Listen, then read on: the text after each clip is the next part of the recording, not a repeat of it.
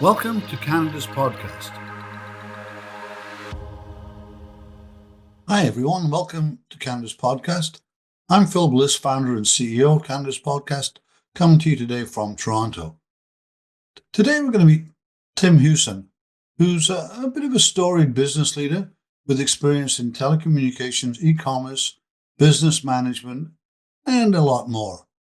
Since graduating from Loughborough University of Technology in the UK with an honours degree in human factors, Tim has accumulated over 15 years of experience in telecom and a business manager.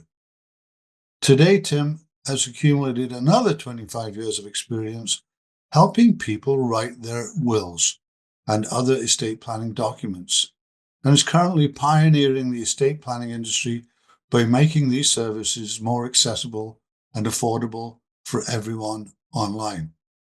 Pretty cool. So, Tim, welcome to Canada's podcast. Great to see you. As I always say, before we get too deep into the journey and the conversation and discussion, tell us a little bit about yourself, what you do, and how you got here on Canada's podcast. Okay, thank you, Phil. I'm delighted to be here. So, on a personal side, I'm now based in Ottawa, but I've lived in Canada for 25 years. And like you, came over from the UK 25 years ago. Originally, I came over to work for Nortel. So I have a tech background. I was in the business side at Nortel. I experienced the highs and lows of that company. And for your younger listeners, it's probably worth having a quick read about how companies can be at the top of the heap and very quickly fall apart, which Nortel did. But at the time when I was there, myself and my co-founder, we were both working there, and it came up in a casual conversation. People were talking about wills and how important they were and how none of us had one. And so back in 2000, 2001, it was at a time where there was a dot-com boom going on, and we thought there's got to be an easier way of providing tools for people to write their wills and other estate planning documents. So neither of us had a legal background, but we did have an interest in trying to make things accessible for people. And so we set about creating legal wills. At that time, we did work with some lawyers who initially said it wasn't possible. But then we did it. We put it online in 2001, and we're now in our 25th year of providing this service to Canadians. Wow, that's pretty awesome. So, you came over here. I presume you'd worked corporately in the UK before you came here, and were probably kind of headhunted away by Nortel, as they did a lot of that in those days. And you left before Nortel dived. I mean, do you think, with entrepreneurship, have you got to be wired differently? Why the hell did you go in? You presumably had a good income and Why did you go into something like this? Just, where you take all the risk yourself, basically. Well, we really didn't. And it's a recommendation that I still hold true today. I mean, what we did was we were doing well, no question. We were in a corporate environment, and we were professionals. But we kind of saw that the future wasn't looking rosy for Nortel. And so we developed this as what's commonly called a side hustle now. So we did it in our spare time, and I'll be perfectly transparent, during some of my work time at Nortel as well, we were kind of developing this as a side gig. And so we weren't required to get a full-time income from day one. On this, we were able to ramp it up somewhat slowly, and it was there somewhat as a safety net. And we probably ran the two businesses in parallel, or our employment with Nortel and our legal wills, we were running in parallel for probably a couple of years.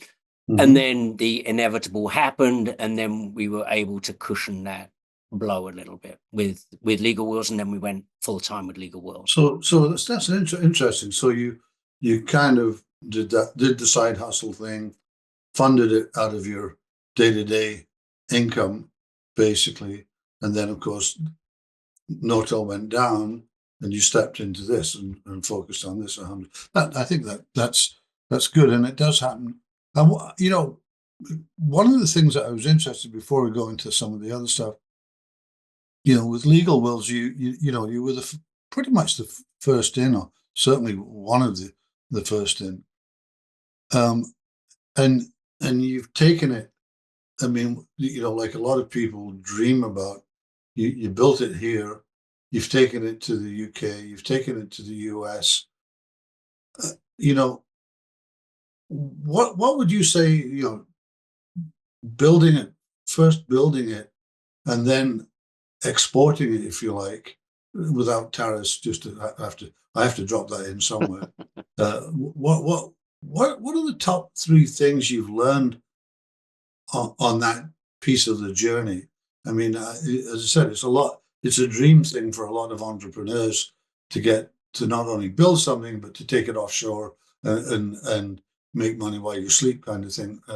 What what did you what have you learned from that? Well, so yes, we had our Canadian business, and it was going well. For the first few years, we were getting a good solid income. So our belief at the time was that, well, we can just do this same thing in the US. So instead of the different provinces and territories in Canada, all we've got to do is then make it applicable to every US state. And actually, England and Wales is easier. There's one jurisdiction, there's one law. So we're dealing with different laws. Canada has provincial law, the US has state law. England and Wales has its just one law to cover England and Wales. And with respect, Scotland has a slightly different law. We do. So we actually, interestingly, we don't do Scottish law. So the theory was that if we could do this in Canada, well, we just do the same thing in the US. And hey, you said the market's 10 times the size. We just tenfold our income, and what could be easier? So it turned out that didn't happen. Just simply because the market is different. There are different players. The competitive landscape is different. The jurisdictions, pricing can be different. So there's always a different competitive landscape. So what ended up happening is, even today, we launched in the US and the UK in 2007. And even today, 70% of our income still comes in from Canada. So we've never really been able to just take what we had, put it out there, and let it go. One of the other important lessons is that even as software as a service, and ours is a self-help tool where people can go online, step through it, buy their documents, download, print it, they don't even have to get in touch with us. And the whole dream was this would run itself. And as you say, we make money while we sleep, and that doesn't happen. We're still doing software development every single day. We're still doing customer service every single day. So I have a hard time believing that there is truly a software service that runs itself, that requires no intervention. There may be, but we thought we had it, and we didn't have it. It still requires a lot of manual intervention, whether it's customer service, software development, and so forth. But you've been firmly on both sides of the coin. What have you found that's best, that you like best, about being an entrepreneur? Not having a boss is probably the most important thing. So, because I worked in Nortel, so Nortel was a very hierarchical business, hierarchical organization. We had a lot of always ISO. At the time, we were doing Lean Six Sigma, Black Belt. Whatever the vogue project management tool of the time was, and I never really bought into any of those things. And even today, we're such a lean organization. If we have an idea, we just execute on it and we do it. We don't have to run it by anybody. We don't have to report it to anybody. So not having committee is really important to us. And I have one standing meeting a week, which is with my CTO. We have that every Monday morning. We have a meeting with the marketing department, and then that's it.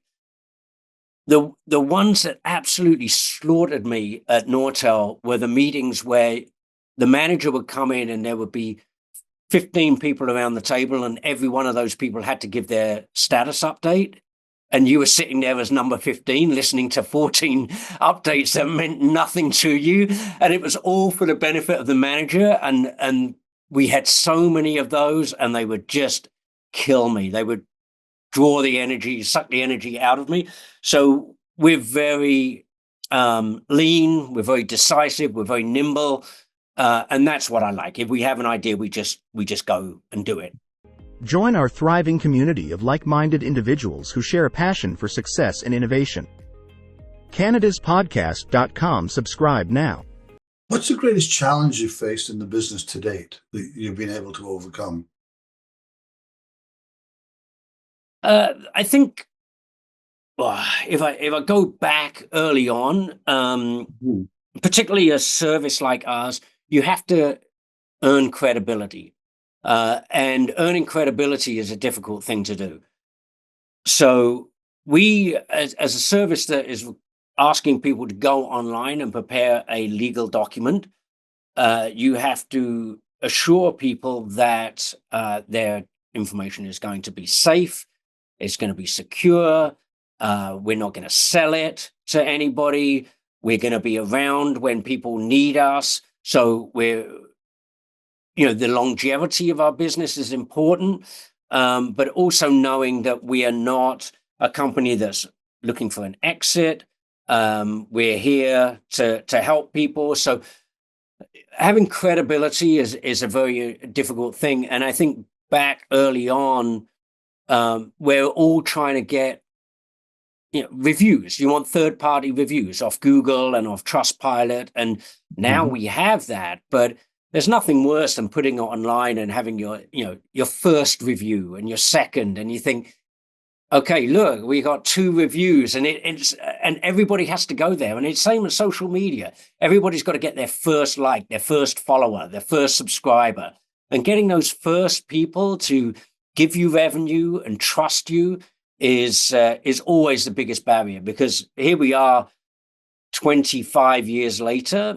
We've established that credibility, and in a sense, getting that next customer is a lot easier now for us than it was getting that first customer 25 years ago. Interesting. So, I was interested in the lean side, the lean management side of it. How do you manage to keep it lean? If you're growing, and what have you done organizationally to keep that culture, if you like? Yeah, it's a really important one. So we're very we allow people. So the size of the organization, we're a very lean organization, size-wise. We don't we don't hire people in. We keep contracts where we need contract staff. So we're not going to have people reporting general status updates to us where we don't need them. We have a lot of software tools that we use. We use Slack, we use Asana. So we're using those software tools all the time. How do we keep it lean? We allow people to make decisions without it going to committee. We give people the empowerment to make those decisions. And and we all get along. We all trust each other, and as individuals, we get along with each other very well, and we respect each other's decision making and authority. You've learned a lot running the business in the last 20 plus years. Is there anything you wish you'd known at the beginning that you've learned and used now, if you like? I think we've taken a path. We've taken a path in our business where we've never over leveraged, or we've never gone into debt. We've never sought outside investment. We're a bootstrap company. We've only ever spent the money that we've made as an organization. So we've always been cash flow positive. Now, that goes back to that origin story of us having 2 jobs at the same time. That certainly helped. But we never got outside investment. Now, could we have done it? We could have done it differently. We could have moved faster. We could have grown faster. We could have had a different trajectory, but we chose not to. So our growth has been very steady, but it has grown every year. But we've not gone, 10x year on year. We've never had a path like that. So sometimes I sit and I think, well, could we have gone a different way? Could we have got the outside investment, hired 100 people, and built a different business to the one we have? But really, I don't think I would have preferred that path. I like the path that we have had and enjoyed it. And I don't want to spend all of my time doing HR and team meetings and things like that. So, we're still a small, nimble company, but it's a long answer. There's different paths you can take, and I'm kind of happy with the path we took. No, it's interesting when you say that, because it's good for entrepreneurs to hear that you bootstrapped it. I think it's interesting. People forget about that sometimes. And I think that, I've always had a little bit of a pet peeve when people start a business and they're already planning the exit. And I never thought of the business that way. I never thought, I think that if somebody's opening a retail store or a baker's shop, you never go to them on their first day and say, "Hey, what's your exit plan?" It's like, no, this is my business. This is the business I'm running. And we've never done this with a view to getting an exit and cashing out. We've done it as a sustainable, revenue positive business, and we've enjoyed doing it that way. So yeah, you can take different paths, but we don't have 25 investors telling us we've got to charge more, or we've got to. I know that feeling. Yeah, we got to put ads on the website. We don't do that. We don't need to. So we have our own autonomy there. So on the advice, on the mentorship side of it, what's the best piece of advice that you've received that that's sort of a core belief now in the way you operate? I think that the key is if you're starting a business, the key is to get a good view to your first revenue, and every day that you spend at the early part of your business journey, those days are the same as at the end. So, to try and put that into perspective, you always get to the deadline day where you're trying to launch the product. And you say, we want to get it Monday, or we want to do it and now it looks like it's slipping. It's going to be Tuesday or Wednesday. It's like, but think back 8 months ago when you were trying to choose which color to do the logo in, and it took you 4 weeks to come up with the logo. That 4 weeks that you spent there could have been the 4 weeks you're spending at the sharp end of getting this product out the door. And I have worked in consultation with other businesses that spent so long on their customer personas and it's like, no. What product are you selling? Who, how are you going to get to somebody somewhere writing you, putting their credit card number in and giving you a revenue? Because once you can get that first revenue, then you've got your proof of concept, and then you can start to build on from there. The rest is just noise. Do you have a challenge process? So you've obviously hit a bunch of challenges on the way. Have you kind of got a process that you've evolved, to get around the wall, if you like, the challenge side of it? I think it's a personality thing. Like, my business partner is really tenacious. So he would not be defeated by, I mean, the challenges we have are really silly things, like, your application has been denied for whatever reason, for whatever application it is, it's been denied. And you say, why is it being denied? I'm not gonna, and maybe I would say, well, let's move on. Let's try and get let's follow another path. And he's like, no, that makes no sense. I'm not gonna allow that to happen. I'm going to, challenge them on that. And you've got to be tenacious. And an example was where we put our product on Amazon, and initially they said no, and we couldn't figure out. I don't know if you've ever tried to list anything on Amazon. I don't know how people get through all of the hoops that need to be jumped through to list something on Amazon, because clearly billions of people do. We just found it the most difficult thing in the world to actually get stuff on there. So we get experts in to help us, and eventually, we got the product on there. But if it had just been me on my own, I would have given up. So it's having other people to say, no, don't give up. We can do this. Stay ahead of the game with our expert tips and strategies that will help your business thrive in a digital era. CanadasPodcast.com. Subscribe now. If you weren't doing what you're doing now, what would you have done when you left Northern Telecom? I'll tell you what I didn't want to do. I didn't want to work for a large company. And so a lot of the classic path from Nortel was, a lot of people went from Nortel and jumped ship and went to BlackBerry. Yeah. I know some of those people. Right.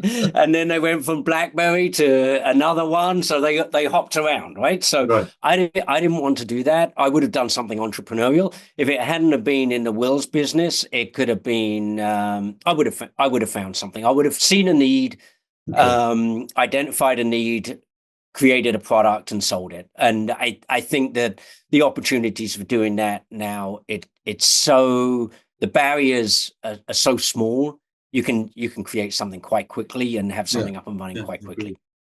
So what book are you currently reading or listening to, podcasts that you would recommend to our audience, apart from Canada's podcast, that is, so. I just finished Gary Vaynerchuk's latest book, the one about social media. I forgot what day trading attention. It's called. I just finished that, and there's an interesting challenge there with a wills business, because we are not people generally don't want to follow a company that does wills. We're not a very interesting product, and so this whole social media. You've got to be on social media, and I think we do a great job. I think we have a company that works with us who takes care of our social media. But how realistic is it that somebody's going to write their will and say, "Wow, that was such a great experience. I'm going to follow these guys on Instagram"? I don't think it's a realistic possibilities. And I mean, so the challenge is we're trying to make wills engaging and interesting in a topic that's kind of dry. And so I read the book, seeing what you need to do to have a good social media presence. Not that I'm actually responsible for that role, but I need to know how it works. Mhm. And Gary Vaynerchuk is the main man. Yeah, he's a good guy. Yeah. I know a little bit more about that maybe than you. Yeah, and I tell you what, though, I would say, I mean, I've been, as we've been in this business for a while, and there's a guy who has managed to be relevant for a very, very, very long time. So to Absolutely. be relevant in this industry for that amount of time takes some creativity and reinvention and being your finger on the It means pulse. you got to love what you're doing. So you can't do it otherwise, you know. Oh yeah, I mean, he's got energy to burn. Yeah, absolutely. But yeah, to be top of the game in social media for 10 years takes some doing. Are you a morning or a night person? Morning, no question. I fade very quickly. Yeah, in the evening. it's about 80-20. Entrepreneurs are definitely morning people. Oh, okay. So that's interesting. So my business partner is a nighttime. No question. He's So he's in the minority. is he? Quite Well, he's tech, right? So I'm business. He's tech. We have a really good yin yang That's good. Yeah, I was going to partnership. say that's good. Yeah, I like that. That's right. Yeah, so we have an overlap in the, the middle of the day where we're both awake. But I'm picking up things first thing in the morning, and he's seeing to things last thing at night. And of course, we have a business now that it's in the UK and South Africa and across BC as well. We're covering quite the time range. Good. If you had to pick one word to describe yourself, what would it be, and why would you choose it? I would say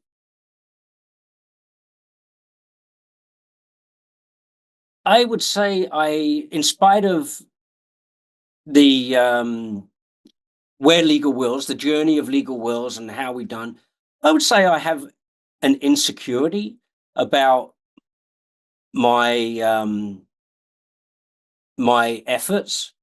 There's always the challenge for entrepreneurs is always knowing that there's more that can be done. And knowing when to say I've done enough for this day.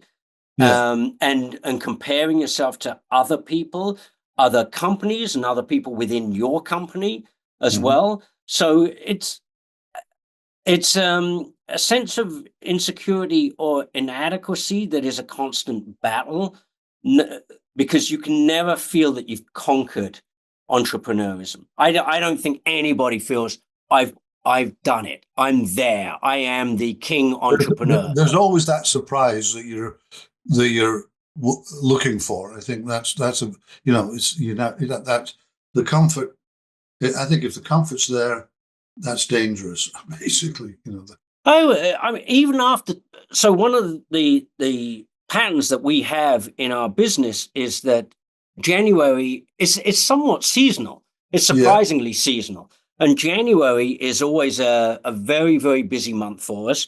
And December is always a very, very quiet month for us. People in the run up to Christmas don't generally write their will. I could understand it logically. For 20 years, it gets to December and I start panicking because our sales are down. And then I think, I hope in January our sales are going to pick up. Well, for 20 years, they've always picked up. But that's not to... But at the end of this year, I'm going to go through that same process. I know it. So, yeah, I don't feel that, I've won entrepreneurship, and I don't feel at the end of every day I killed it. There's not many days where I get to the end of the day and say, that was a perfect day. So apart from the Donald, what's keeping you up at night these days?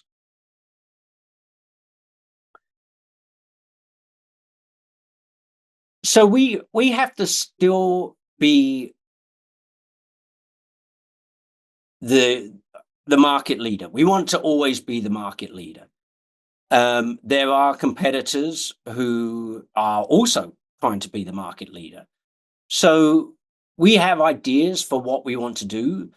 We have a plan for rolling out new features in 2025. And I'm talking about business things that keep me up at night. I mean, I have a family as well. So Yeah, but if we focus purely on the business, yeah, it's making sure that we're still innovating faster than anybody else. And oftentimes it comes back to that previous comment about did I execute on everything? And usually it's waking up in the middle of the night thinking, I should have finished that contract or sent that contract over. There's always a loose end, and the loose ends keep me up at night. And and there's always loose ends. What is, apart from that, what else is keeping you up at night?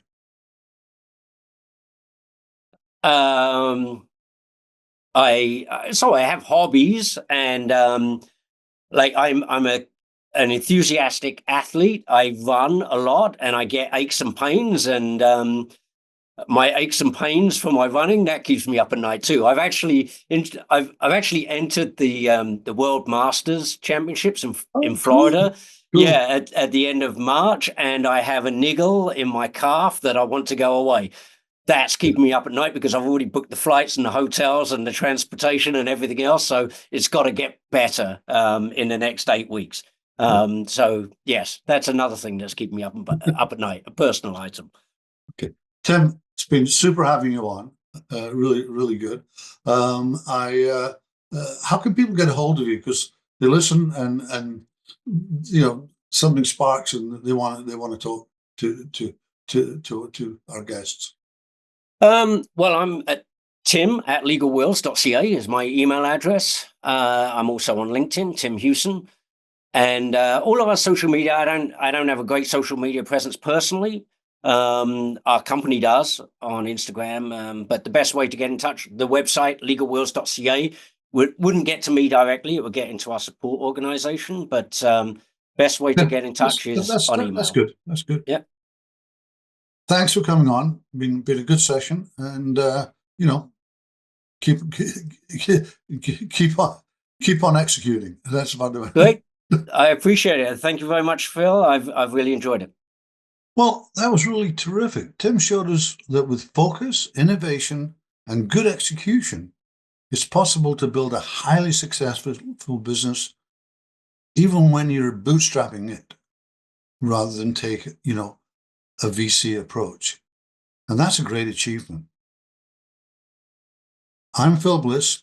Don't forget to subscribe to our newsletter on our website and subscribe on our YouTube channel as well as any on any of the other podcast channels.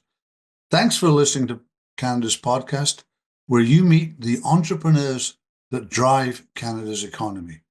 See you soon.